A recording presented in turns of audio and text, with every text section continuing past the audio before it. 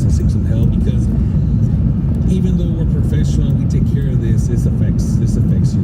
Funerals for the children and the 2 teachers that Diaz helped identify continue. He says the medical examiner's report that will help provide a clearer picture of what happened during the massacre won't be available for another 3 months at least. Vanessa Romo, NPR News.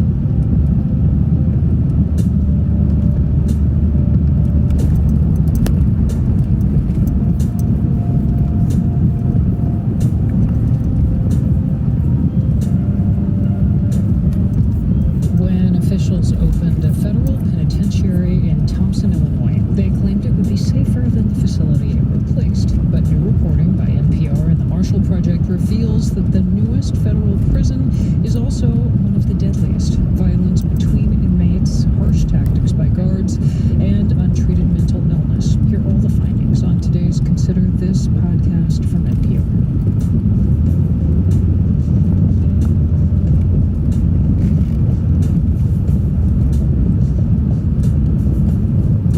All Things Considered from NPR News. And it's on 89.3 KPCC and kpcc.org. I'm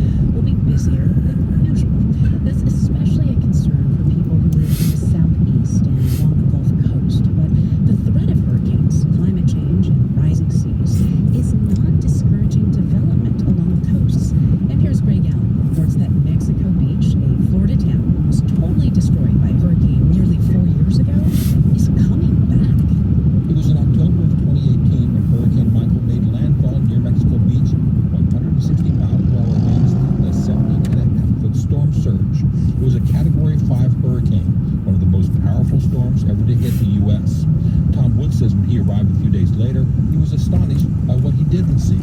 Everything on the beach side, on that side and this side, was gone. And what wasn't gone was so damaged by water. On this place, we had water up to the doorknobs of the second floor. 85% of the buildings in Mexico Beach were destroyed in the storm, including Wood's beachside hotel, the Driftwood Inn. 3.5 years later, the mountains of debris are gone, and rebuilding is well underway. Next month, the new Driftwood Inn will be welcoming guests, one of the first major businesses to reopen there since the storm. Wood is proud of what he and his family have done, rebuilding a Mexico Beach landmark. This is a gift shop. A lot of the paintings are my paintings. Oh yeah, says players. Yeah. Wood is 82 now. He's owned the Driftwood for nearly a half century and has turned over operations to his daughter, Shauna. They say rebuilding in town was slow to get started, but is really picking up. Individual houses has come about tenfold. Our bank was the first thing to come back. Then shortly after that, gas station, but it was probably 2 years in. COVID didn't help. It made it hard to find workers, caused supply problems, and pushed up building costs. Construction here was also put on hold until the town revised its building code.